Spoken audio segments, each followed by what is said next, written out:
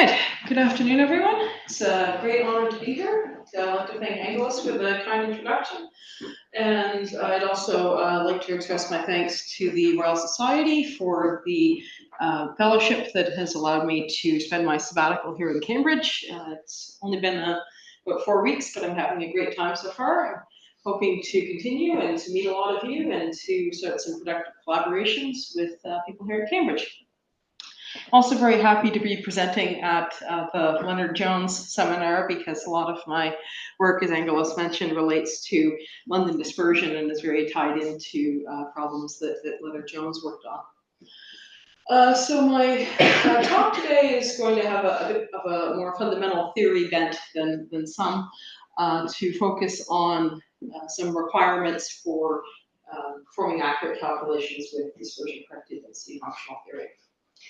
So London dispersion has been a central focus of my research program.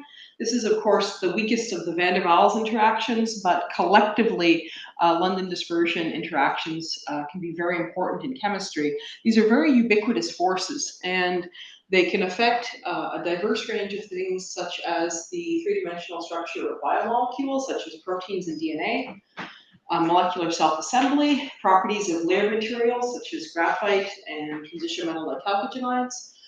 We do some work with layer materials that I'm not going to touch on very much today, but if you're interested in that, I'd be happy to chat, particularly with layered electrodes. Molecular surface absorption, phase transitions, and again, of particular interest to my group, crystal packing. Again, I'm not really going to go deep into this today, but we work a lot on the problem of molecular crystal structure prediction, trying to predict 3D packing arrangements of molecules in the solid state, given only the 2D chemical diagram. So the picture that we have of dispersion that we tell all of our undergraduates is that it arises from the interaction of instantaneous dipoles. So you have an instantaneous dipole moment in the electron density of one atom interacting with an instantaneous dipole moment in the electron density of a second atom. And you can use second order perturbation theory to describe this interaction. You can write down a perturbation here for this dipole-dipole term, V11, and you have something involving the dipole moments and distance and some angular dependence. You can then carry through and work out the dispersion energy within the closure approximation. What you obtain is the leading order dispersion term minus C6 over R to the 6. This is, of course, exactly the attractive term in the Lennard-Jones potential. The dispersion coefficient that you'll obtain involves the expectation values of the dipole moment squared divided by some average excitation energy denominator because you're using the closure approximation here.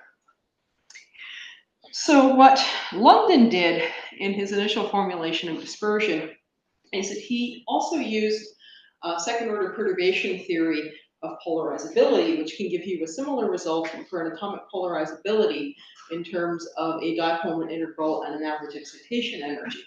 You can then use this to solve for the moment integrals in terms of polarizability excitation energies, plug them into our C6 formula, and this gives us the London formula for C6 dispersion coefficient. And the approximation made was that these average excitation energies are approximated by the atomic ionization potentials.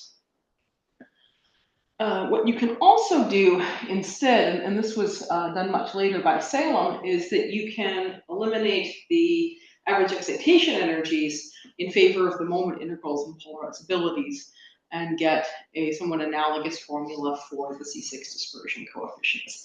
And this is ultimately the formula that we're going to be using.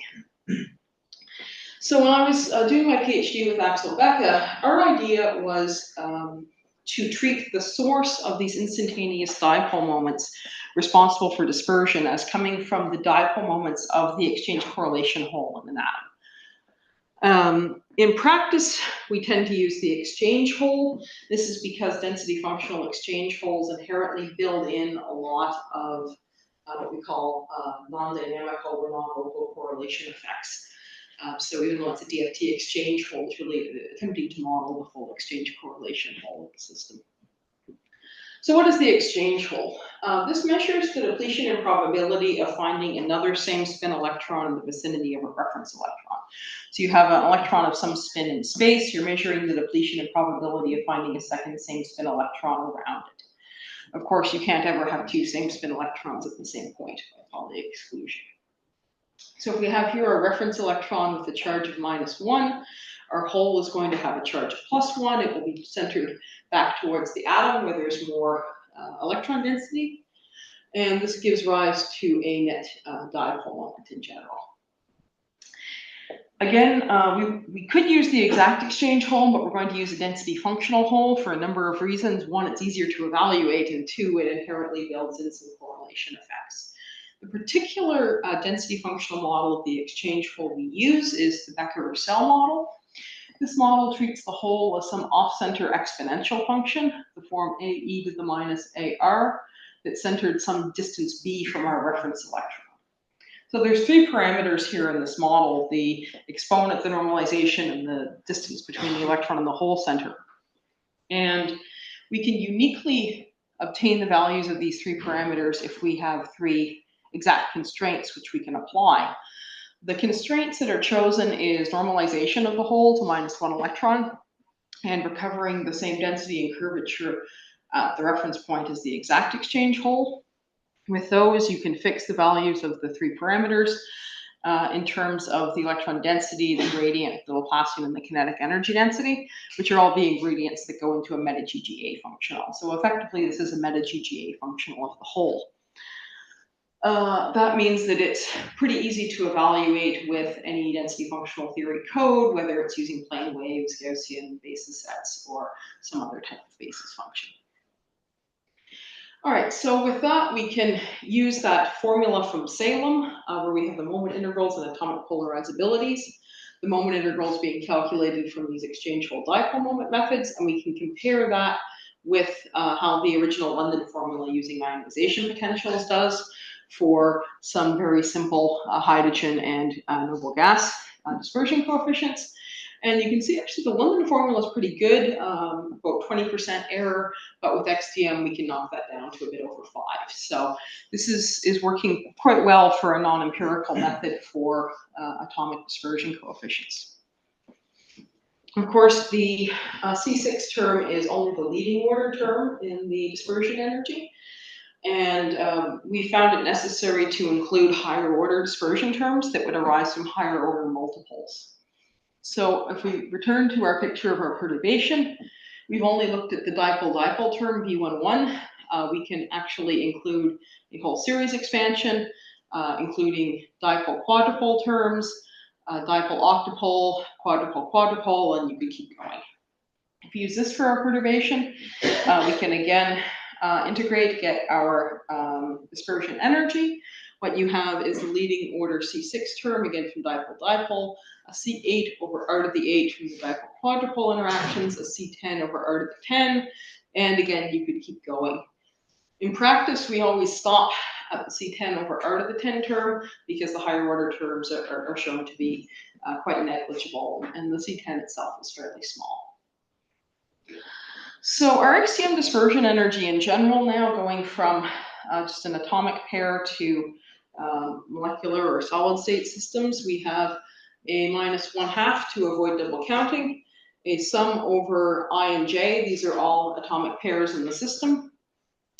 We then have C6 over R to the 6 term, C8 over R to the 8, C10 over R to the 10.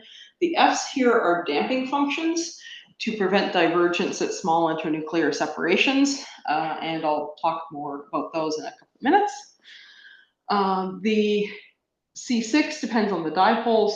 The C8 and C10 depend on higher order multipole moments, which you can obtain for a particular atom and a molecule by partitioning the electron density into atomic pieces using some integration weights. Here we use the Hirschfeld partitioning scheme. We also need to get atom and molecule polarizabilities. This is really sort of the most ad hoc feature of XDM, in that we needed to have a definition to decompose the polarizability. What we make use of here is the relationship between polarizability and atomic volume. So we have our atom and molecule polarizabilities as our free atomic polarizabilities, scaled by a ratio of the volume of the atom and the molecule or solid to the free atomic volume. This is the same polarizability scaling that's used in the Tichenko-Scheffler dispersion method as well. All right, so finally we have the damping function. As I mentioned, this prevents discontinuities, but it also, as we'll see, allows some error cancellation between the base density functional and the dispersion correction. The particular form of the damping function that we use has since become known as the Beckett-Johnson damping function. It's this rational form where we add a van der Waals radius in the denominator. The van der Waals radius involves two empirical parameters, A1 and A2. These are fit for use with a particular exchange correlation functional and then are kept fixed. So if you're starting off, I want to use particular functional, you would fit those parameters. Anytime you're using that functional, you keep them fixed. It doesn't matter what atoms you have in the system, if it's hydrogen or heavy elements, they're always just fixed parameter values. So once we have our dispersion correction, we can add that to our self-consistent energy from density functional theory. We do this as a post-self-consistent correction. And the calculation of the dispersion energy is generally fast compared to doing an SCF. So if you can afford to do a DFT calculation on the system, you can always afford to add a dispersion correction. So there's really no reason why one shouldn't use a dispersion correction when performing any sort of calculation with DFT. It's not too expensive, so you should just go and do it because you're adding important physics.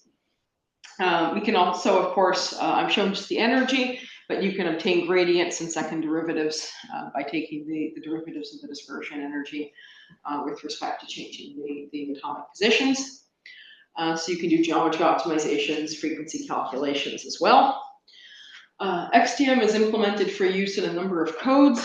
These are the ones where my group has specifically been involved in the implementation.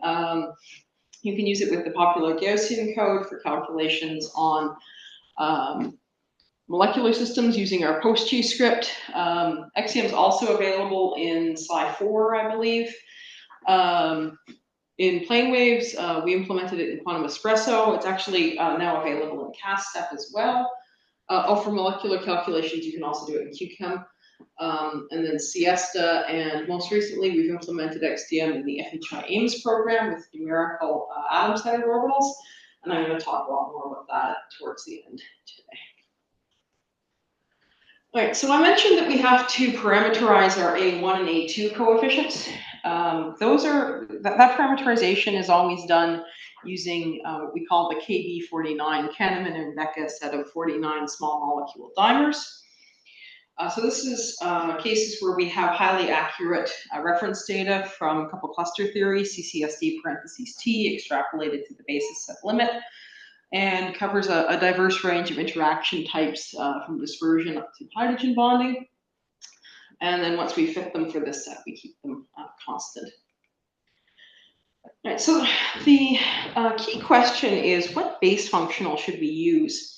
Because we need to pair our dispersion correction with a base density functional. And there's a lot of base density functionals out there. One thing that frustrates me is when I read some physics or material science papers, some authors will say we use the GGA, as if there's only one. There's actually quite a few different GGAs, and they have rather different behavior for non-bonded repulsion. So you need to put some thought into which GGA you're using, and not just say we use the GGA and go on from there. So what I'm showing here is a plot of the exfoliation energy of graphite. So we have graphite and we're pulling apart the two-dimensional layers. Now, we have the LDA and then a range of different GGA functionals. The correct answer, we have a data point from experiment as well as from quantum Monte Carlo calculations. So we should have quite a lot of binding. Of course, what's missing in all of these GGAs and LDA is dispersion physics, which if you added the dispersion correction to these things would get better. On their own, they should be describing as accurately as possible the non-bonded repulsion between the graphite layers. So you can see with LDA, you actually get about half of the binding and a pretty good interlayer separation That's just all coming from the exchange functional. It's not actually building in the physics of dispersion, but because of the overbinding tendency of the LDA exchange functional, you actually get about the right answer, which has frustratingly led to a lot of people doing calculations on graphite with the LDA. So LDA actually mimics a lot of what we would call dispersion-like binding through its exchange functional. PBE sol is another very popular popular GGA for calculations on solids, and this again mimics some dispersion-like binding through the exchange functional and gives a bound potential energy curve for graphite. PW91 and PBE give a bit of weak binding. B86B PBE gives an entirely repulsive potential, and B-lip gives a significantly more repulsive potential. And it can be shown that the particular form of these exchange functionals through their enhancement factors, that the B86B PBE enhancement factor is what you would want to obey the correct large gradient limit of the enhancement factor. So this is going to be the most accurate for having a Hartree-Fock-like treatment of non-bonded repulsion. So what we can see is that we're trying to prevent this double counting that arises when you have a base functional that mimics dispersion-like binding, and then you're adding a dispersion correction to that. So if you take a functional like scan, which is a meta-GGA, that already has quite a bit of dispersion-like binding through its exchange functional, if you add a dispersion correction to that, this is with the Chi-Head-Gordon damping, you'd want to damp it pretty quickly to avoid adding extra dispersion in this region where you have a lot of dispersion-like binding. If you do that, you can actually tune the damping function so that you have quite an accurate potential energy curve for graphite. However, what we'd rather do is use something like B86B PBE that gives an entirely repulsive potential energy curve, and then let the dispersion correction handle all of the dispersion.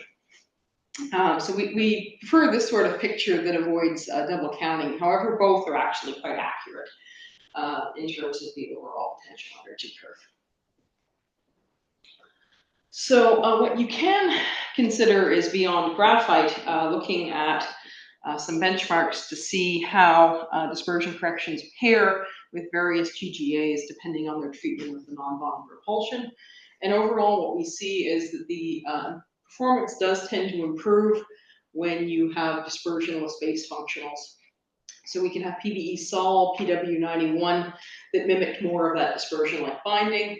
They have larger errors for our Kahneman-Becker 49 set of molecular dimers than do PBE, PW86 PBE, or B86 PBE that have more repulsive potentials.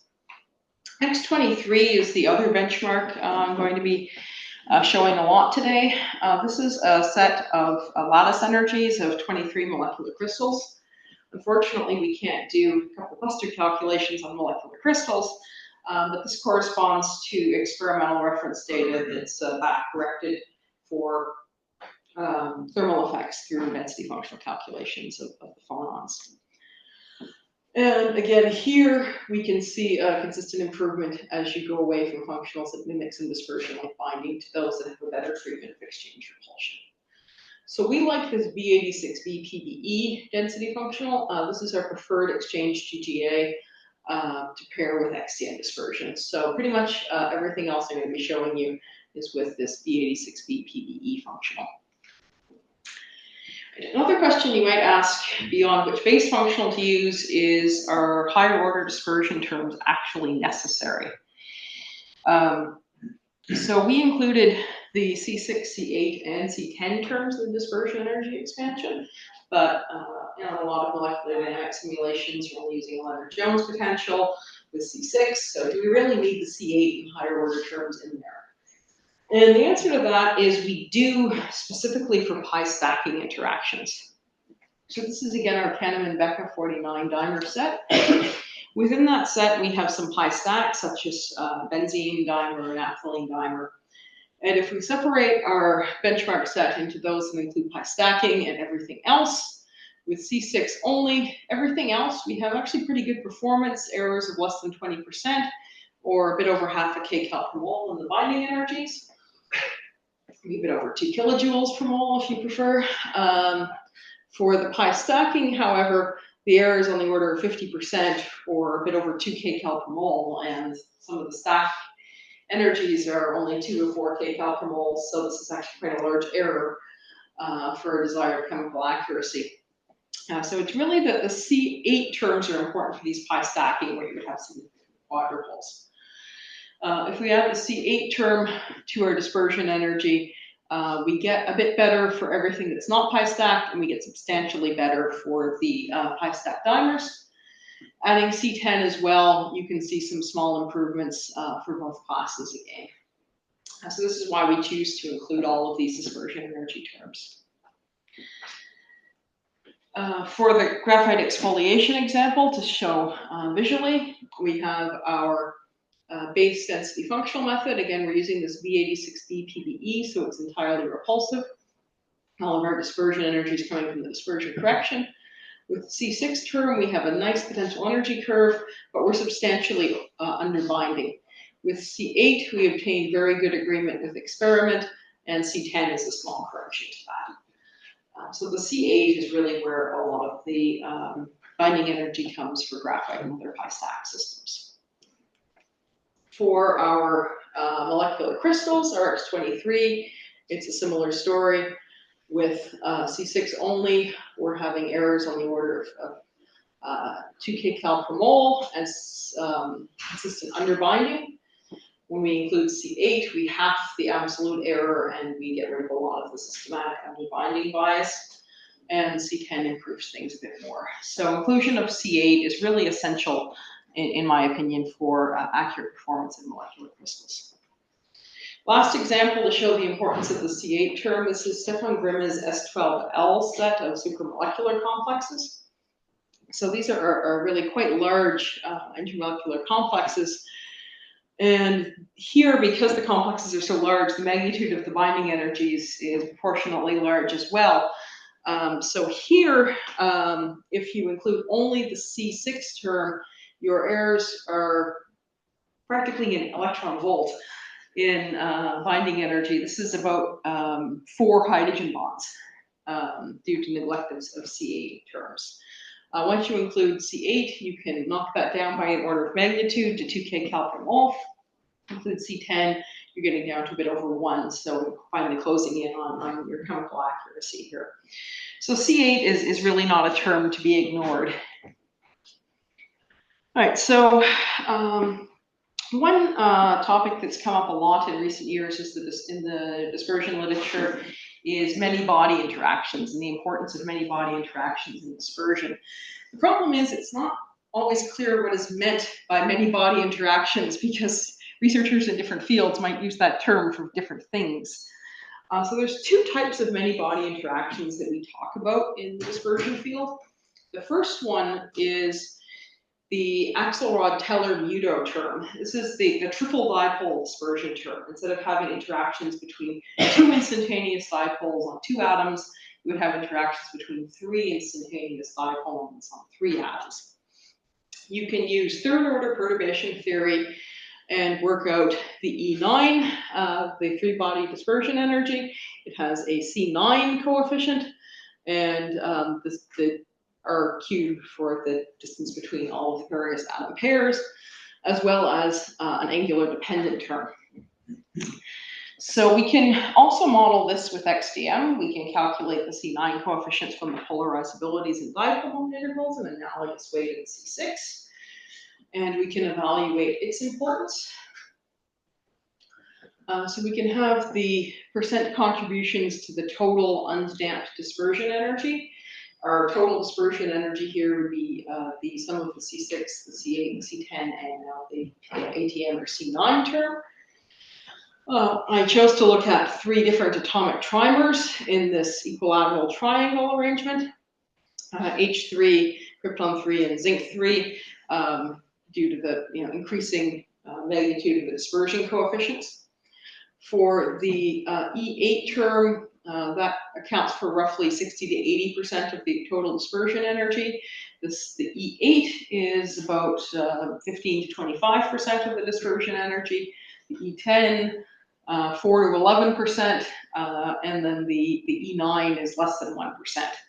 So the E9 is really a very negligible term for the total dispersion energy. And if you then include that in calculations in something like the KB49 or the X23, it again has no significant effect on those lattice energies or binding energies. So E9 is not something we need to worry about, and we don't tend to include this in any XDM calculations. This is really not something you need to worry about unless you're doing calculations on, noble gas clusters, and you really are trying to nail the dispersion energy to a high degree of precision. The other type of many-body interactions is the environment dependence of the pairwise dispersion coefficients themselves. So our C6 and our other dispersion coefficients depend on the electron density, the gradients of the density in the system. So those coefficients will change depending on everything else in the system. So just using fixed values for a free atom, even for something like a noble gas, is not necessarily a good approximation when you have other things around that noble gas atom. So as an example, we can look at the deviations from pairwise additivity, the changes in the C6 dispersion coefficients due to neighboring atoms in H2 and H3, as well as krypton 2, krypton 3, zinc 2, zinc 3, as we bring these atoms in the dimer or the trimer closer together. So if you have very large internuclear separations, the C6s are effectively exactly the same as for an isolated atom. It's exactly what you'd expect. As you bring them closer together, you're going farther up a repulsive wall. You see a shrinking in the C6 dispersion coefficients due to the changing density and gradients based on the presence of the other atom. So these effects can be, somewhat significant for even these weakly bound systems. And as you get into more chemistry, these effects become increasingly large. So the next example of this environment dependence I want to show is for molecular dispersion coefficients. What I'm showing here is the overall dispersion coefficient for the water molecule, depending on whether you have an isolated water or a water in different hydrogen bonding environments. So you can see that depending on whether you have an isolated water molecule, water acting as a hydrogen bond donor or acceptor, or a cooperative hydrogen bonding situation, you can see fairly significant 5 to 10% changes in the dispersion coefficient of the water molecule. That still isn't very large, however. Where it becomes very large is when you have changes in covalent bonding, and particularly for metals, they can have different charge and coordination and oxidation states. So here I'm showing two examples. This is for an atom in solid dispersion coefficient. So for graphite and diamond, we can consider the dispersion coefficient of a single carbon atom. The polarizability doesn't change very much, but we do have a significant difference in the dipole moment integrals for graphite being significantly larger than diamond, and that results in a larger dispersion coefficient for carbon and graphite, which makes some physical sense due to the electron in the single in the pi orbital. For silver, we're looking at an isolated silver atom, sulfur in bulk silver chloride, sulfur at the surface of a slab, and silver in bulk silver. Again, we have here now pretty much constant polarizability, but very large changes in the dipole moment integrals and very large changes in the dispersion coefficients.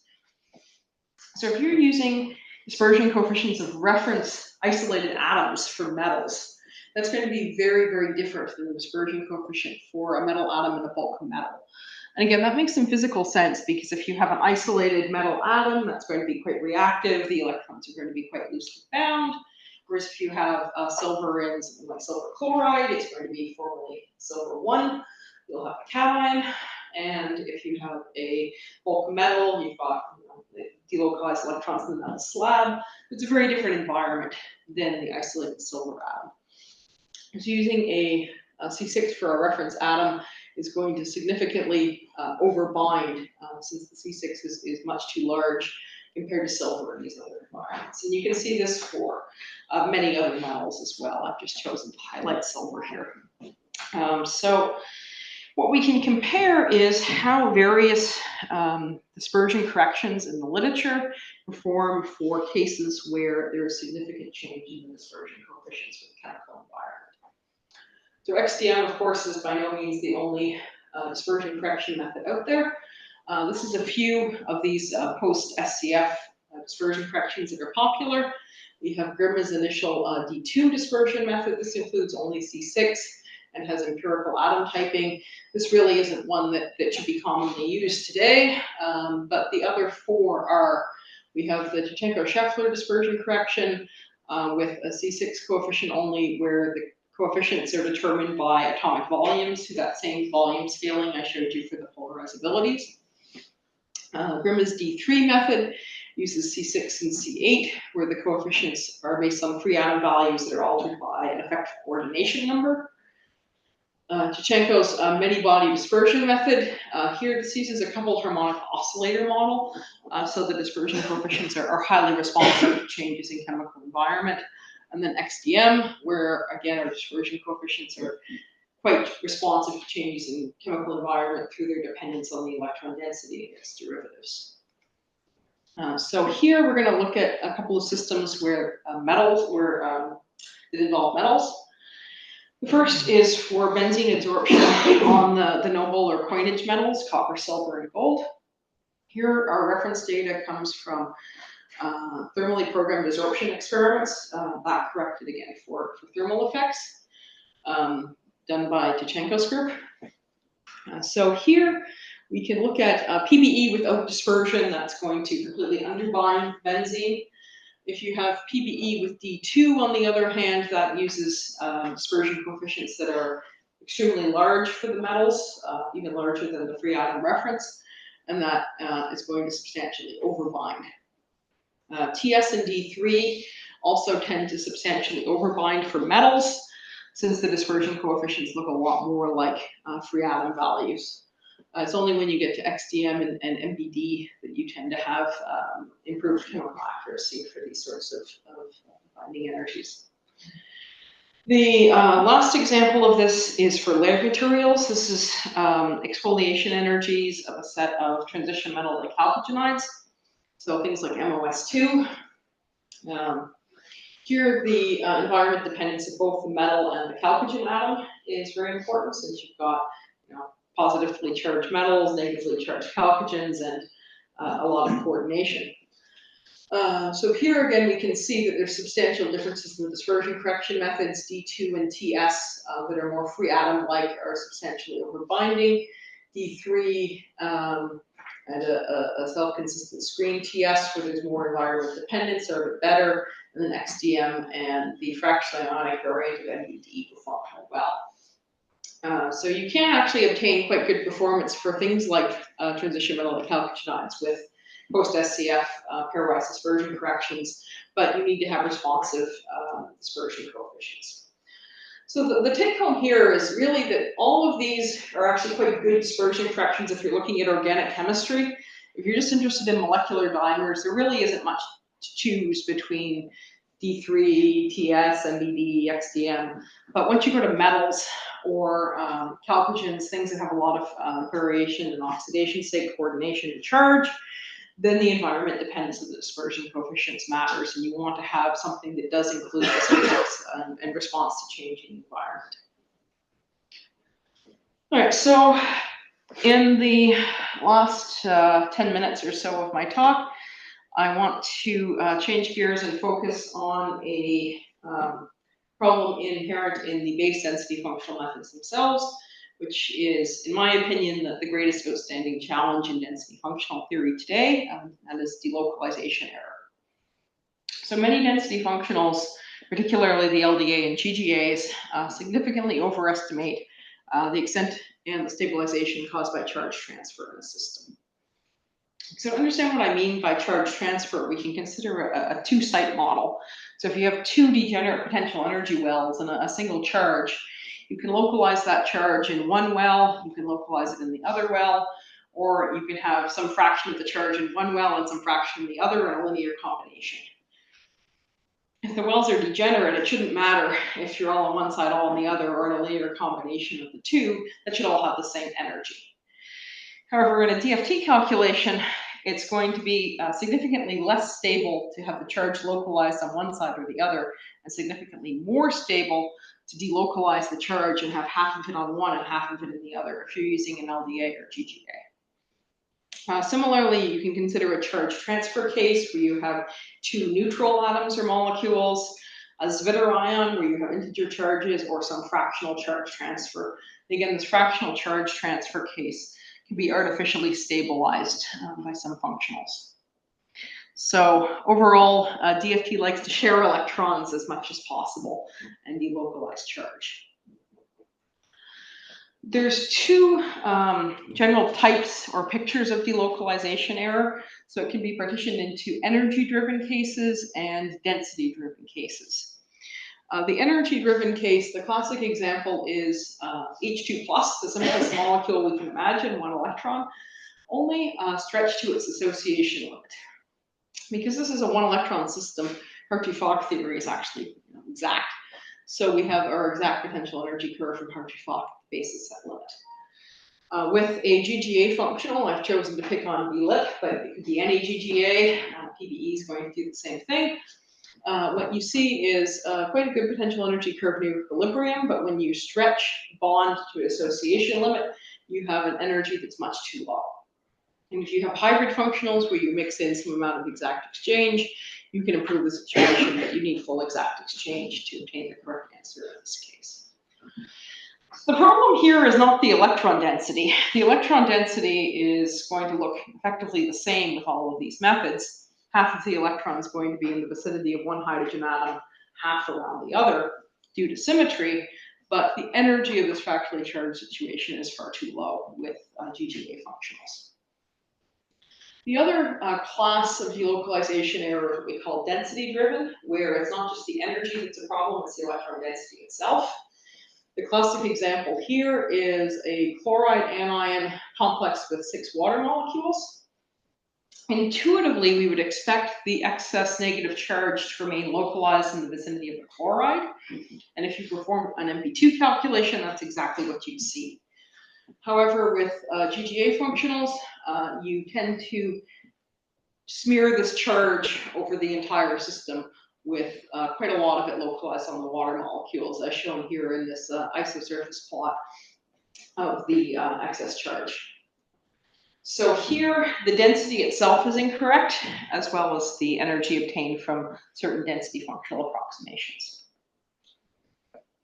Delocalization error results in overstabilization of all of these sorts of delocalized charge or charge transfer systems.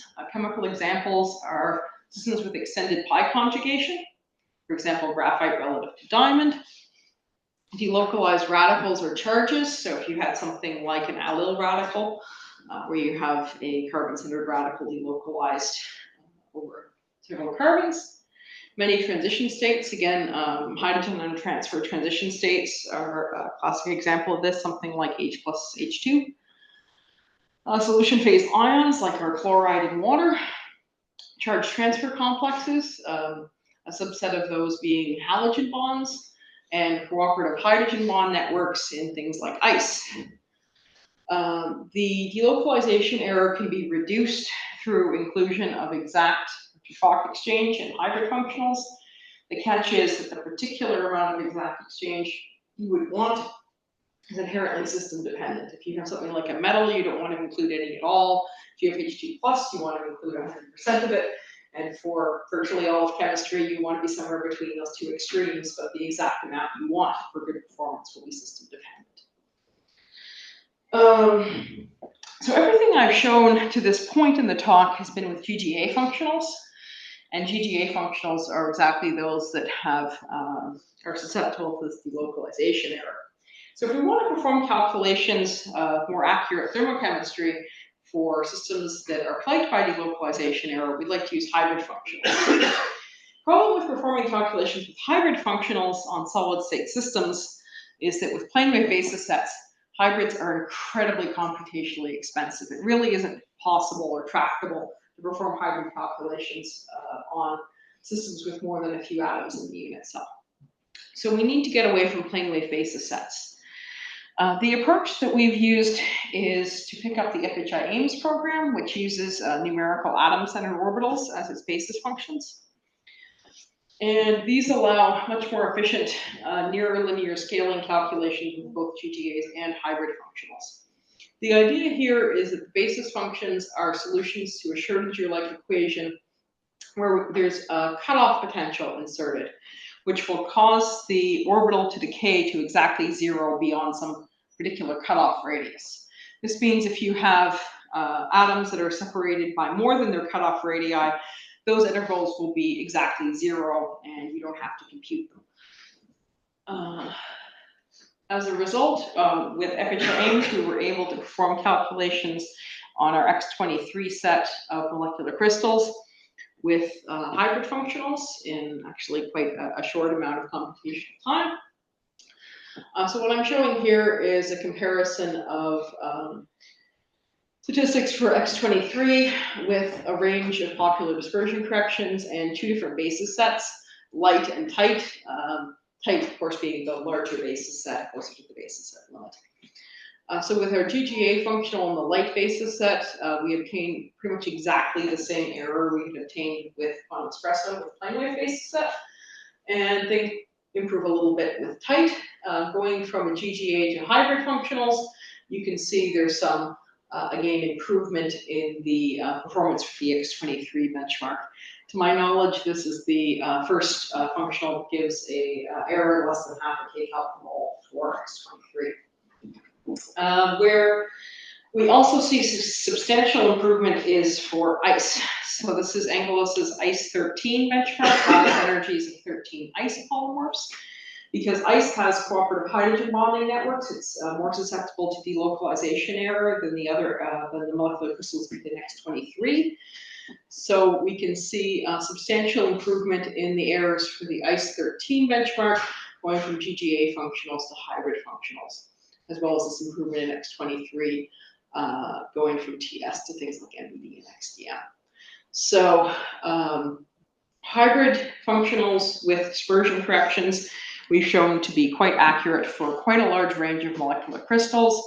I'm not showing it today, but we've done a lot of work with the systems forming the crystal structure prediction blind tests and looking at relative energies of different polymorphs as well with very good performance. So this is quite a promising methodology. However, I felt that it would be a bit too optimistic of a talk for DFT if I ended there, so I thought I would end with a cautionary tale, which is for acid-base co-crystals.